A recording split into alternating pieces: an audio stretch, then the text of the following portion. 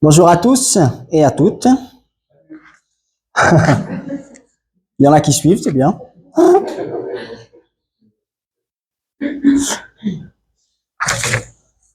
Alors ce matin, déjà, je vais commencer par prier parce que c'est un texte lourd de sens et lourd de sens et surtout très intéressant à étudier pour notre vie personnelle. Seigneur, déjà, je veux te remercier pour ta grâce qu'on vient de chanter, parce que tu as donné ta vie pour nous. Et par la foi, Seigneur, nous avons le salut. Et cette foi, Seigneur, eh bien, elle a des conséquences, elle a une répercussion sur la vie de chaque croyant, Seigneur. Et c'est ce qu'on veut voir ce matin. Et je te prie, Père éternel Dieu, que ce soit toi qui parles, qui nous enseigne, qui te glorifie, qui nous aide à comprendre, Seigneur, le mystère de la foi. Seigneur, je veux te remettre ma vie entre tes mains. Moi, je ne suis qu'un homme. Je n'ai pas la science, la vérité. Mais toi, tu la connais, toi, tu l'as, Seigneur. Et ce matin, je te demande juste d'être un canal pour apporter ce que tu veux nous dire et te remettre aussi mes frères et sœurs et moi-même pour que tu disposes mon cœur à recevoir ta parole. Seigneur, je te remets toutes choses entre tes mains et je te demande aussi pardon pour mes fautes. Et merci pour ta grâce envers nous. Au nom de Jésus-Christ. Amen.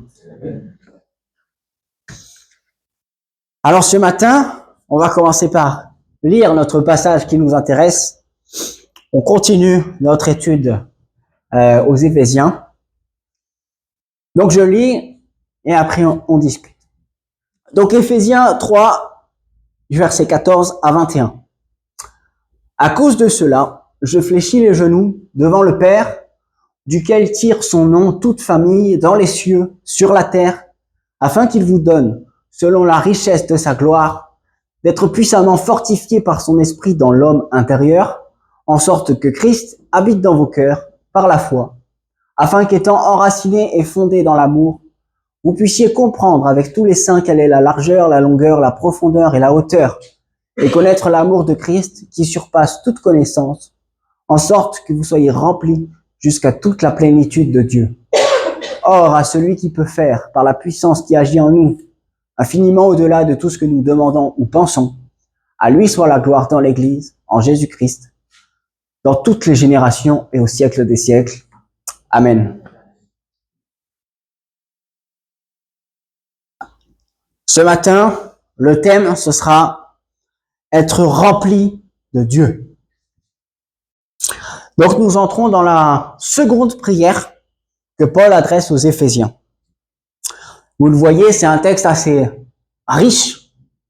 D'ailleurs, l'apôtre Pierre, je ne sais pas si c'est pour ce genre de passage ou d'autres, mais en tout cas, dira dans ses épîtres que parfois, quand Paul écrit, c'est compliqué à comprendre.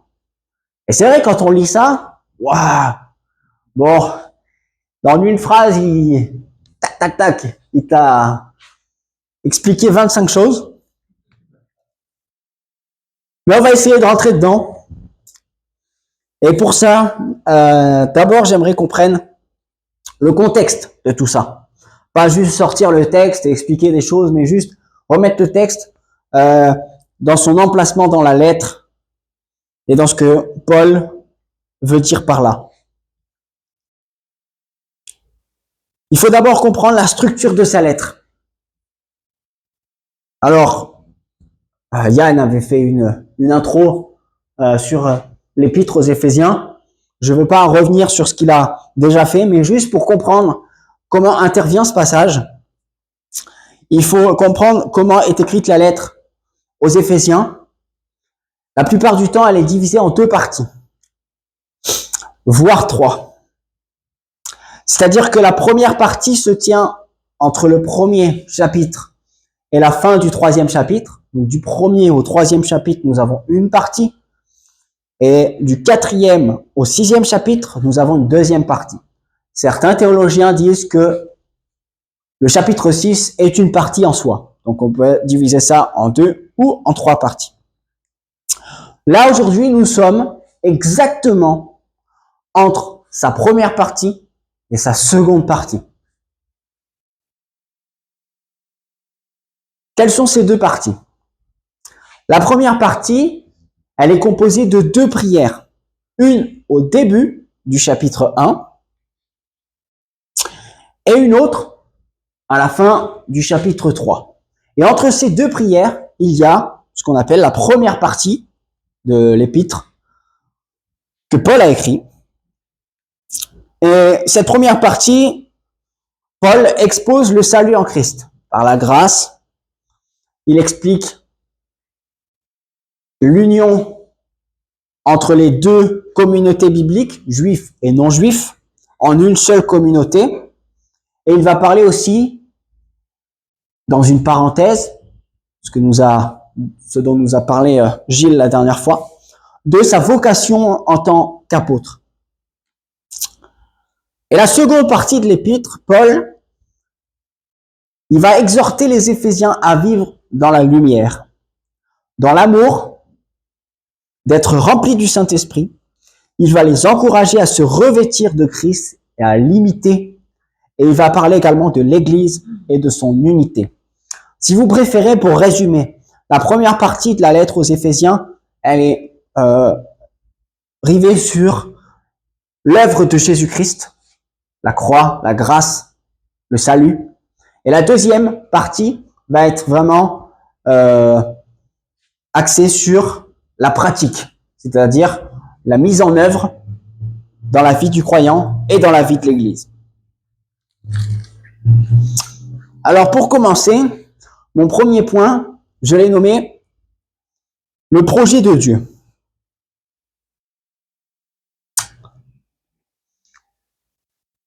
En tant qu'apôtre, Paul n'est pas le seul, mais tous les apôtres ont une mission, ont un appel qui consiste la plupart du temps à annoncer, donc à évangéliser, à annoncer l'évangile, annoncer les richesses de l'amour que Dieu a manifesté en Christ pour le salut des juifs ou des non-juifs,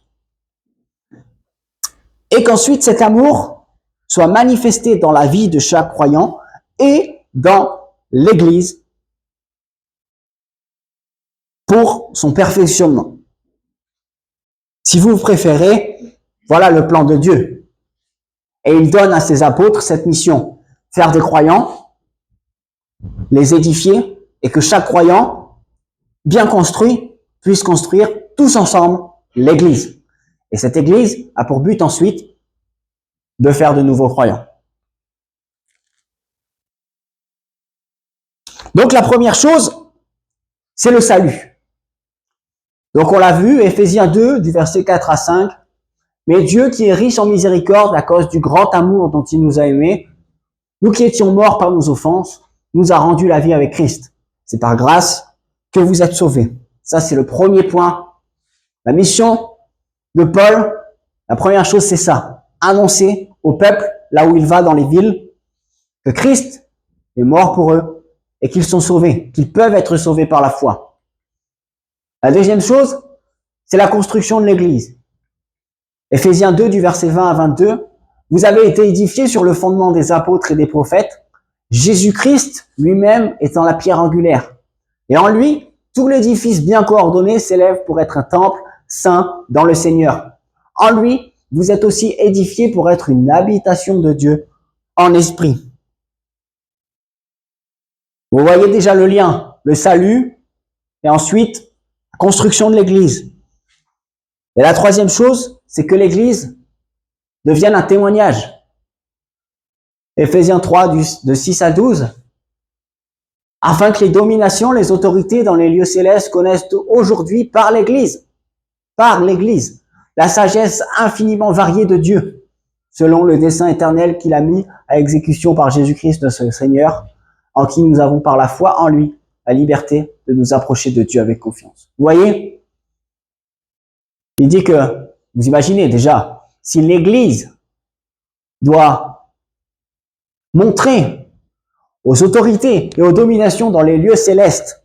Quelle est la sagesse infiniment variée de Dieu et son dessein à travers Jésus-Christ? D'autant plus, elle doit le manifester dans ce monde. N'était-ce pas un projet incroyable? Moi, je trouve ça incroyable. Dieu a tout prévu. Et son salut, c'est pas juste un ticket d'entrée. Matthieu 7 va dire, entrez par la porte étroite. Et le chemin. Et il n'y a pas juste une porte. C'est pas juste la porte d'entrée du ciel. C'est aussi un chemin par lequel on doit marcher. Et ce chemin, nous devons le prendre individuellement, mais tous ensemble. Donc, c'est la vocation de Dieu pour nous tous. Notre vocation. Nous sommes sauvés par la foi en Jésus-Christ pour former un seul corps, l'Église, pour s'édifier les uns les autres et pour faire briller la lumière de la bonne nouvelle de Jésus-Christ au monde entier. Donc, Paul nous encourage à marcher d'une manière digne de cette vocation. Vous comprenez vraiment cette notion de vocation? Dieu nous appelle à quelque chose. Dieu nous appelle à une transformation profonde dans notre être pour que Christ vienne habiter en nous afin que nous puissions vivre une vie totalement pour et en lui.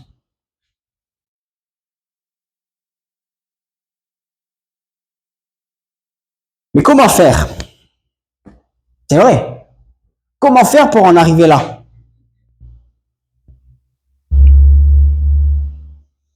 Éphésiens, chapitre 4, du verset 1 à 3, Paul va dire ceci. Je vous exhorte donc,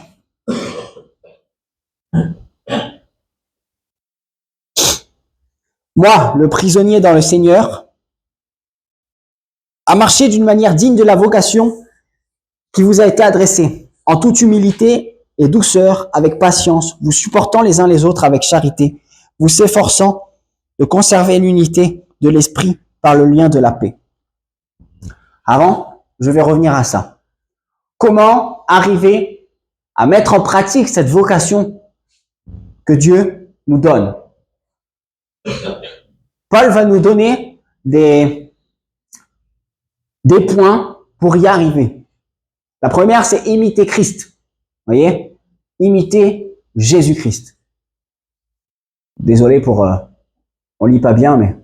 Se dépouiller du vieil homme. Eh oui. Revêtir l'homme nouveau et vivre dans la paix, dans l'Église. Imiter Christ. Éphésiens 5, de 1 à 2. Devenez donc les imitateurs de Dieu. Vous voyez, déjà, on est sauvé par la foi, mais déjà, à partir de notre salut, Dieu nous demande quelque chose.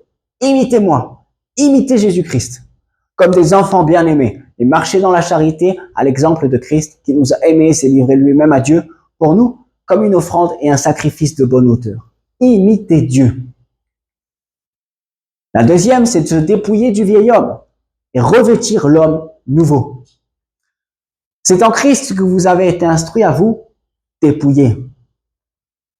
Eu égard à votre passé, dépouiller, le passé, c'est le péché. D'accord? Tout ce qu'on a fait avant. Il faut se dépouiller de sa vie antérieure. Et du vieil homme qui se corrompt par les convoitises trompeuses.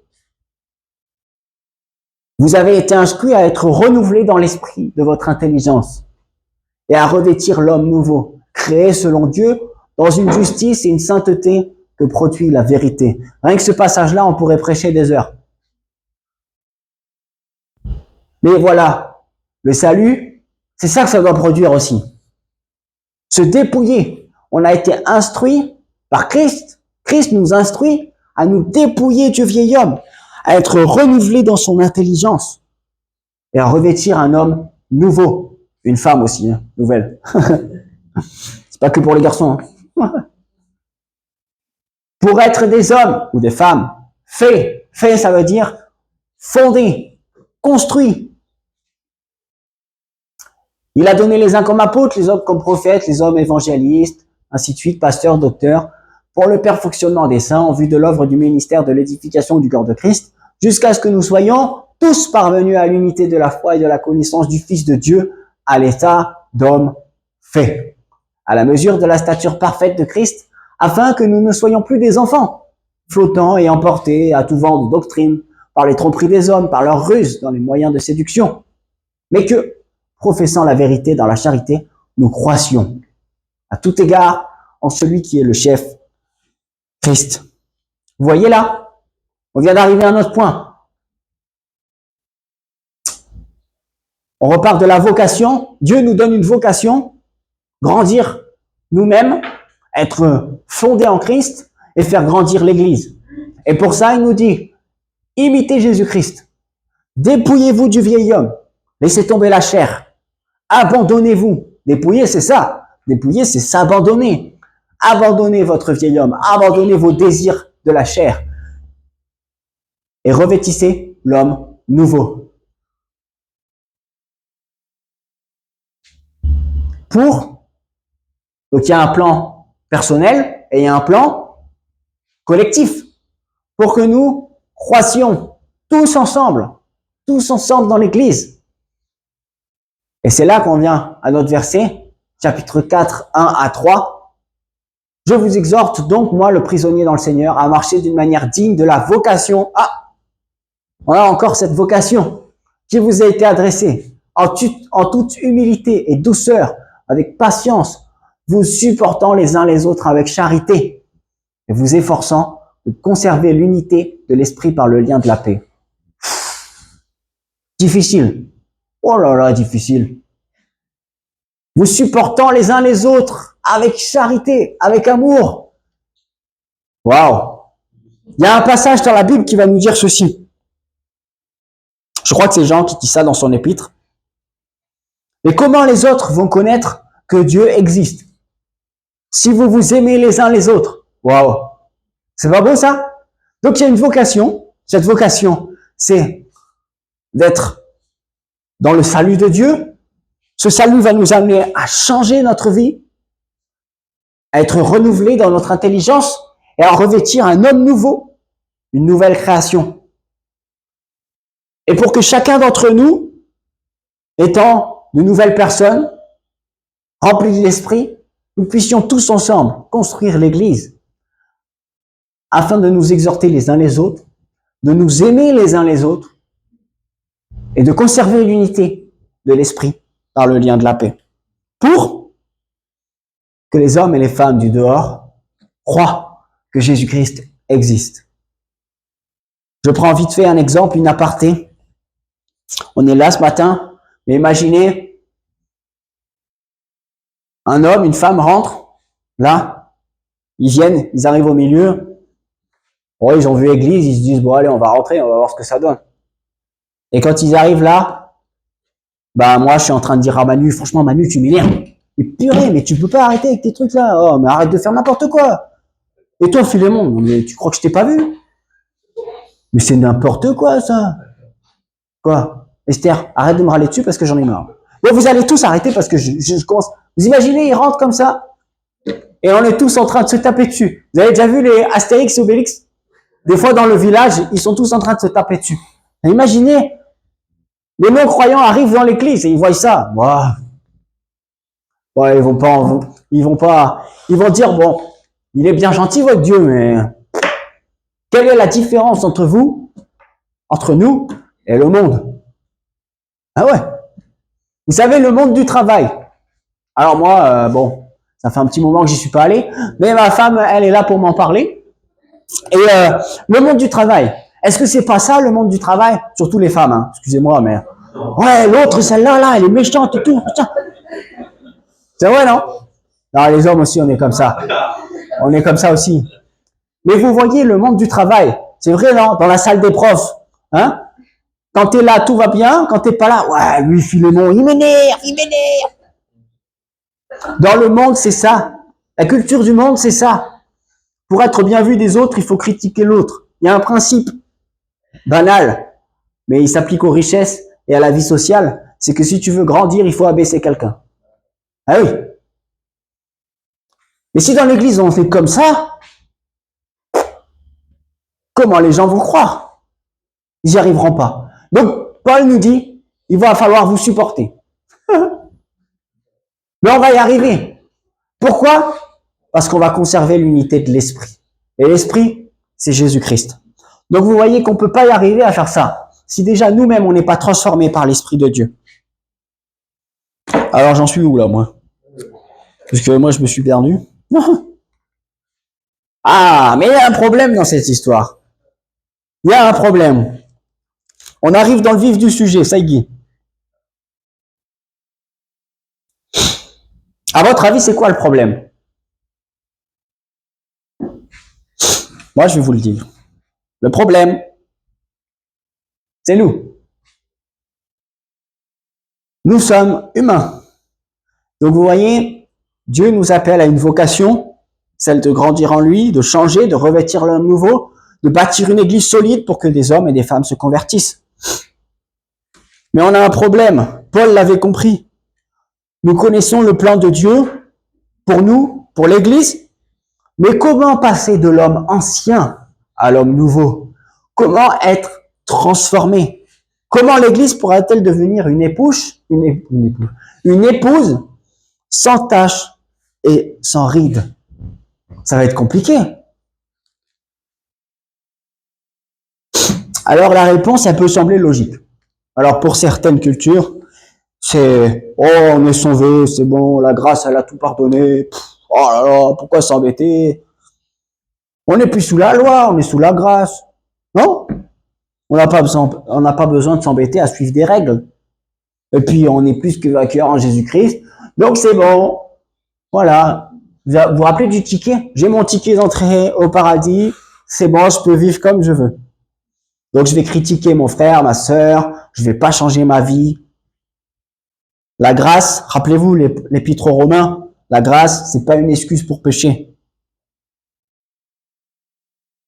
La grâce ne nous enlève pas, ne nous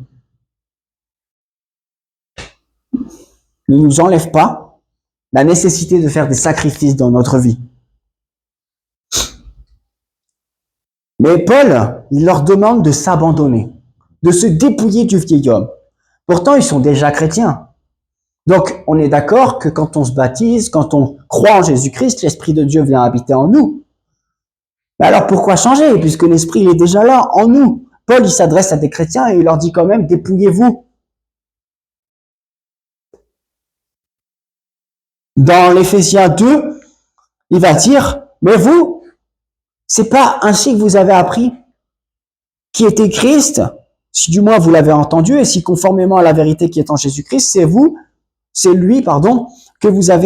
par lui que vous avez été instruits à vous dépouiller du vieil homme, à renouveler dans l'esprit de l'intelligence, à être renouvelé dans l'esprit de votre intelligence, à revêtir l'homme nouveau. Paul connaît parfaitement le cœur de l'homme, puisque lui-même, il en fait l'expérience. La loi du péché. Romains 7. Car je ne fais pas le bien que je veux. Je fais le mal que je ne veux pas. Paul est chrétien, hein? On est d'accord? Paul est chrétien. C'est un enfant de Dieu. Et pourtant, il va dire ça. J'arrive pas à faire le bien que je veux. Et je fais le mal que je veux pas faire. Et si je fais ce que je ne veux pas, c'est plus moi qui le fais. C'est le péché qui habite en moi. Je trouve donc en moi cette loi. Quand je veux faire le bien, le mal est attaché à moi. Car je prends plaisir à la loi de Dieu selon l'homme intérieur. Mais je vois dans mes membres une autre loi, qui lutte contre la loi de mon entendement, et qui me rend captif de la loi du péché, qui est dans mes membres. Vous voyez? Paul est chrétien. Paul est un enfant de Dieu. Pourtant, il arrive à dire, voilà, mon homme intérieur, ah tiens, on revient à l'homme intérieur. Mon homme intérieur, il a envie de plaire à Dieu. Il veut changer. Il veut se dépouiller du vieil homme et revêtir l'homme nouveau. Mais, il n'y arrive pas. Parce que dans mes membres, dans ma chair, là, il y a la loi du péché.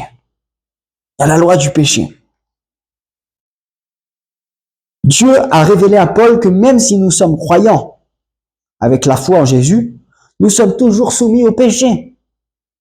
Et ces péchés nous éloignent de Dieu. Le pire, c'est que Paul est en train de dire que même si on avait toute la volonté du monde, on ne peut pas se défaire de cette loi du péché. Parce que tant qu'on est dans ce corps, on y est soumis. Mais alors comment faire? La solution. Voilà ce que Paul est en train de décrire. Je fais une petite image. L'homme intérieur. Ok? Et voilà ce que Paul est en train de décrire. Depuis que je me suis converti, j'ai reçu l'Esprit de Dieu. Et cet Esprit, il met en moi des désirs. Les désirs qu'on vient de parler. La vocation. Les désirs de changer, de se dépouiller de la chair de l'homme ancien et revêtir l'homme nouveau pour ensuite vivre pleinement dans l'esprit, aimer le Seigneur, aimer mes frères et sœurs et qu'on construise tous ensemble l'église de Dieu.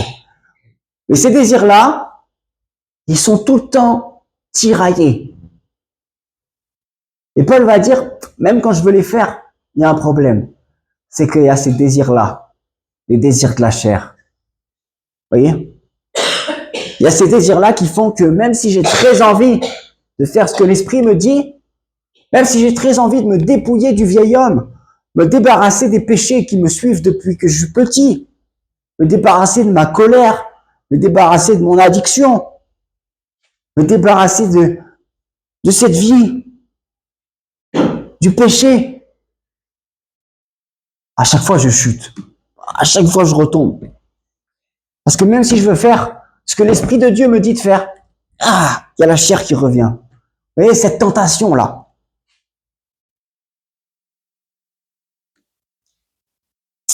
Et c'est maintenant que la prière de Paul aux Éphésiens qu'on a vue, elle devient importante. On va le relire. Éphésiens 3, 14, 21.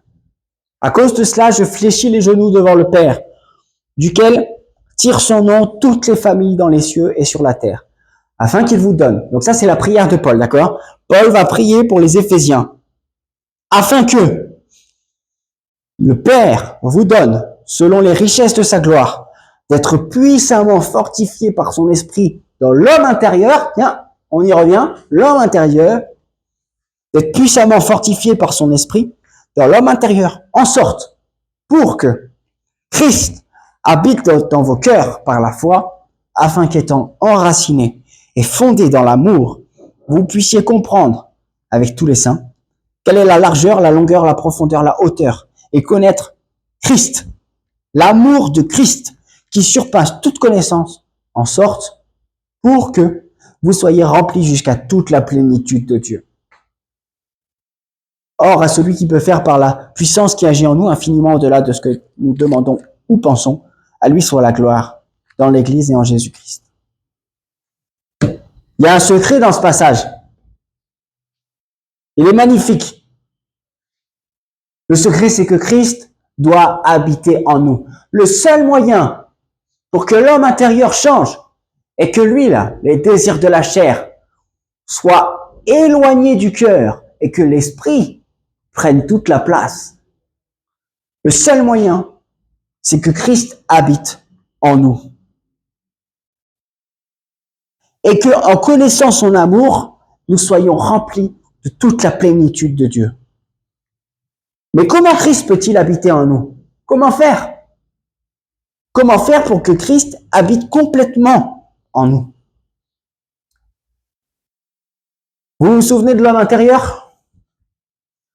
Paul a dit dans Romains que son homme intérieur, il prend plaisir à la loi de Dieu, ça on l'a vu. Donc il est tout simplement en train de répéter quelque chose que Jésus a dit juste avant de mourir. À Pierre et à Jacques, je crois. L'esprit est bien disposé, mais la chair est faible. L'esprit a des désirs contraires à ceux de la chair.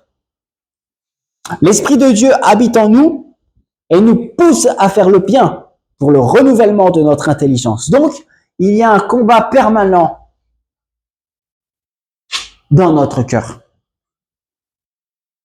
Le cœur humain, il est tiraillé entre ses propres désirs et les désirs de l'Esprit Saint. C'est pour ça que Paul va prier pour les Éphésiens, pour que le Père leur donne d'être puissamment fortifiés par son Esprit, afin que Christ habite dans leur cœur. En fait, vous voyez, c'est ça la puissance de l'Esprit. Il va dire que vous soyez puissamment fortifiés, afin que Christ habite dans vos cœurs. Le seul moyen que Christ habite dans vos cœurs, c'est que la chair soit éloignée du cœur. Et pour ça, il faut que le Saint-Esprit vienne et fasse un travail à l'intérieur de notre cœur pour pousser les désirs de la chair à sortir. Et ça, c'est très compliqué, parce que le seul moyen d'en arriver là, c'est de se dépouiller, c'est-à-dire d'avoir la volonté profonde de dire, ma vie, je l'abandonne entièrement à Jésus-Christ, pour que par son esprit, il fasse son œuvre en moi. Waouh, ça c'est dur, non? Posez-vous une question ce matin, et moi je me la pose aussi. Qu'est-ce que dans votre vie vous retenez fermement? Qu'est-ce que dans votre vie vous ne voulez pas donner à Dieu? On est tous comme ça. On a tous quelque chose qu'on ne veut pas donner. Un petit trésor et on dit non, non, Seigneur, ça, tu ne touches pas. Est-ce que c'est vos enfants? Est-ce que c'est votre épouse, votre époux? Est-ce que c'est le travail? Est-ce que c'est votre situation sociale? Est-ce que c'est votre maison? Votre collection de voitures? C'est quoi? Qu'est-ce que vous retenez? Est-ce que c'est peut-être un péché? On ne sait pas. Mais qu'est-ce qu'on retient? Qu'est-ce qu'on retient dans notre cœur qui fait qu'on a toujours ce lien avec la chair? Il faut qu'on s'examine. Parce que l'Esprit de Dieu, on a souvent tendance à dire Dieu est un gentleman. Mais c'est vrai. L'Esprit de Dieu, lui, il est là, il est présent. Il attend qu'une chose, c'est de le faire, pousser la chair dehors. Mais le seul moyen pour qu'il le fasse, c'est qu'on lui donne notre accord. C'est qu'on dise oui, je veux changer. Et ça, c'est peut-être la chose la plus dure à faire dans notre vie. Parce que toute notre vie, même si aujourd'hui même, on dépose tout à Jésus-Christ, demain, il y a quelque chose qui va revenir dans notre cœur et qu'il faudra encore balayer. Voyez? C'est là le chemin. Le salut en Jésus-Christ, Paul vient de l'expliquer. Dans son épître, il vient d'expliquer, voilà, le salut s'acquiert par la grâce, par la foi, nanani, nanana. Mais maintenant, il y a un chemin. Et sur ce chemin, vous allez ramasser des soucis. Vous allez ramasser des désirs de la chair. Et constamment sur ce chemin, il faudra dire, j'abandonne, je me dépouille, j'accepte que toi, Jésus-Christ, tu viennes dans mon cœur pour tout balayer. Mais c'est dur. C'est tellement dur. Et puis, il y a une autre chose incroyable. Jésus, dans la parabole du semeur, il va parler des différentes terres. Vous connaissez cette parabole. Et il va donner aussi une autre parabole en disant il y a une différence entre celui qui construit sa maison sur le roc, donc sur les paroles de Jésus-Christ, ou sur le sable. Et bien Paul, dans sa prière, il prend les mêmes images. Au verset 17, si on lit bien, en sorte que Christ habite dans vos cœurs par la foi, afin qu'étant enraciné et fondé dans l'amour. C'est la même chose, vous voyez? Enraciné, c'est la parabole du semeur. Christ doit être profondément enraciné dans notre cœur. Et fondé, ça reprend cette image de construction. Il faut que la fondation soit solide. Il dit ça pour renforcer la compréhension de ce que veut dire Christ habite dans vos cœurs. Imaginez, vous construisez une maison. Vous construisez une maison Une partie dans le sable, une partie sur une fondation solide. Dès qu'il va y avoir une tempête, la moitié de la maison va s'écrouler et l'autre partie va rester. C'est ça qui se passe. Vous voyez, le cœur, il est déchiré entre les deux. C'est ça qui se passe. Et pour reprendre un petit peu la parabole du semeur, je ne sais pas si vous avez déjà fait un potager et planté des tomates. Ah, ça, c'était une expérience folle dans ma vie. J'ai planté des tomates. Et vous savez quoi, les tomates, c'est insupportable parce que ça pousse pas droit. Pouf! Si tu les laisses comme ça fait un buisson. Et puis elles partent, elles s'en vont. Et les tomates, elles traînent par terre. C'est une catastrophe, les tomates. Mais c'est vrai. Mais en fait, vous voyez, les tomates, c'est pareil. Il faut les enraciner et les fonder. C'est-à-dire, vous plantez la graine. Avant que les tomates, elles poussent, on est d'accord que les racines vont pousser dans le sol. Ok? Donc, forcément, pour que plus tard la plante, elle tienne, il faut que les racines soient bien profondes. Et puis ensuite, si vous voulez que vos tomates soient bien droites, eh ben, vous prenez un tuteur. Vous prenez un petit bâton et vous accrochez le plant de tomate dessus.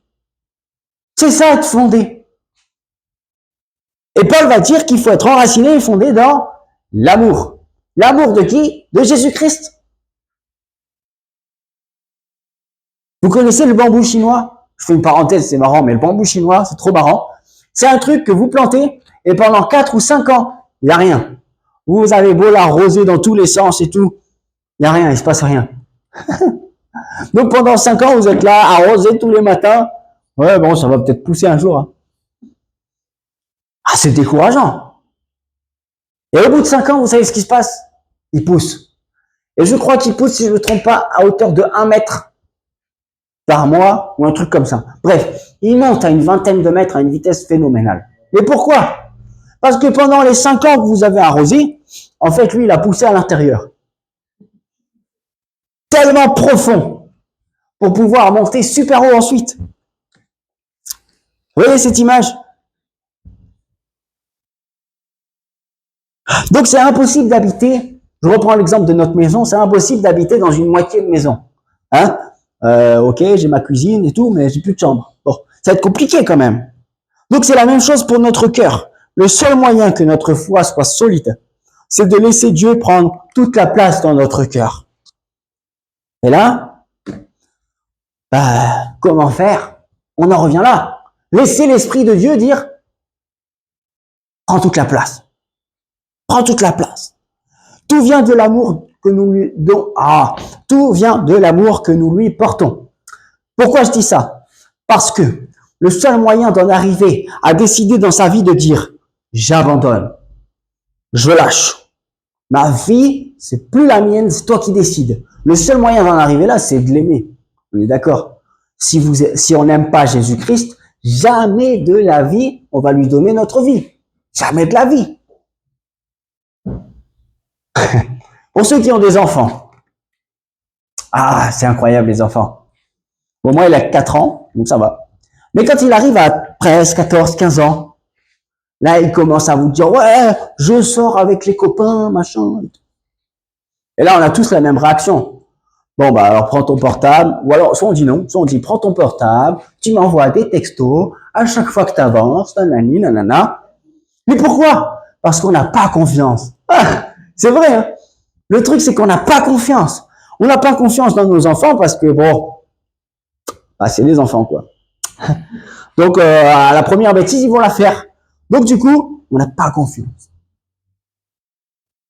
Et ben, avec Jésus, c'est pareil. C'est que dans notre vie, Jésus, il est là, il frappe à la porte du cœur et il dit, moi, je veux prendre toute la place. Je veux être partout dans ta vie. Partout, partout, partout, partout. Je veux que toute ta vie, ce soit moi. Et là, si on l'aime pas et qu'on lui fait pas confiance, aucune chance qu'on y arrive. Aucune chance. C'est par l'amour pour lui et par la puissance de son esprit que nous pouvons nous abandonner pleinement par la foi. Christ dans notre cœur. J'ai marqué en anglais foundation. Pas mal. Si Christ est la seule fondation, alors nous pourrons construire notre vie sur lui. N'est-ce pas? C'est ça que Paul est en train de dire. Paul, dans les premiers chapitres, va expliquer le salut en Jésus-Christ. Et ensuite, il va leur expliquer comment vivre en tant que chrétien et en tant qu'Église. Et pourquoi il fait cette prière? Pour qu'on soit enraciné pleinement en Christ, pour que nous puissions construire notre vie sur lui. Notre vie sera pour lui et plus pour nos désirs. Il fera de nous ce qu'il désire, comme des instruments utiles. Ah, qui a envie d'être un instrument utile? Moi, j'ai envie. Nous pourrons imiter Dieu, imiter Christ. Mais, vous savez ce que ça veut dire imiter Christ? Quelle est la plus grosse particularité de Jésus-Christ? C'est qu'il fait rien, il va le dire. Je ne fais rien de moi-même. Je fais tout du Père. Eh bien, nous, c'est pareil. Nous serons remplis d'amour pour nos frères et sœurs pour construire une église à son image. Nous serons remplis d'amour pour notre prochain pour apporter la lumière à ceux qui ne l'ont pas.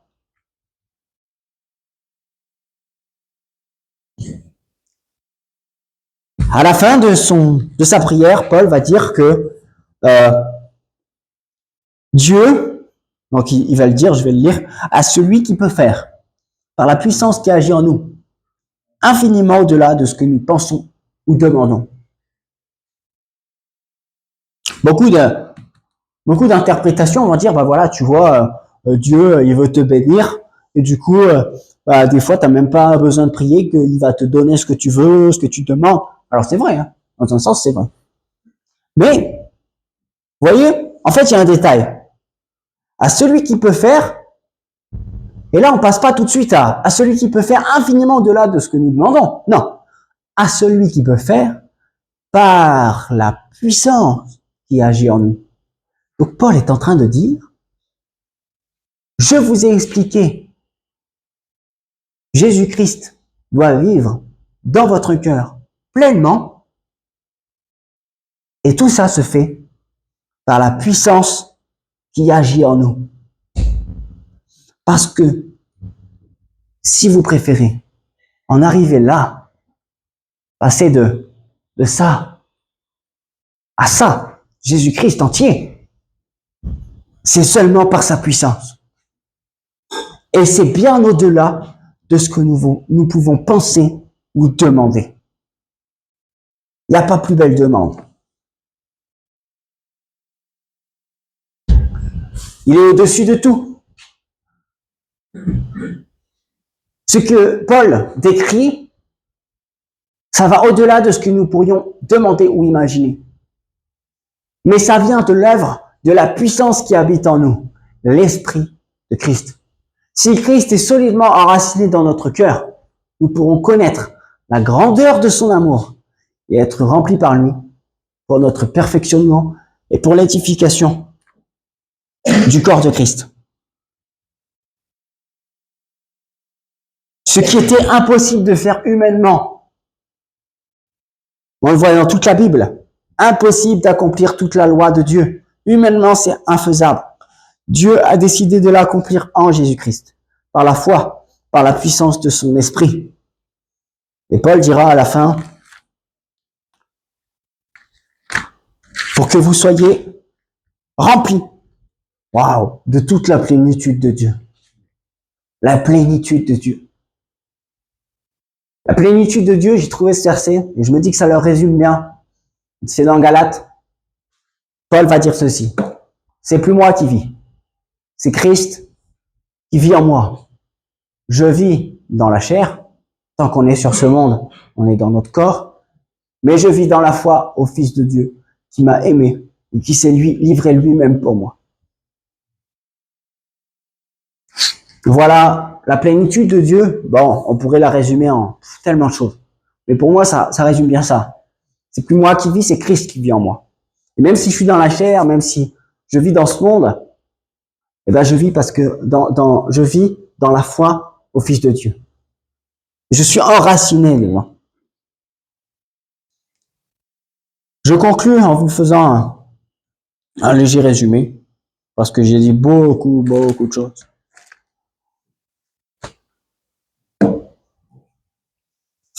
Paul écrit aux Éphésiens, et aux Éphésiens, il va leur dire, voilà, vous êtes sauvés par la foi.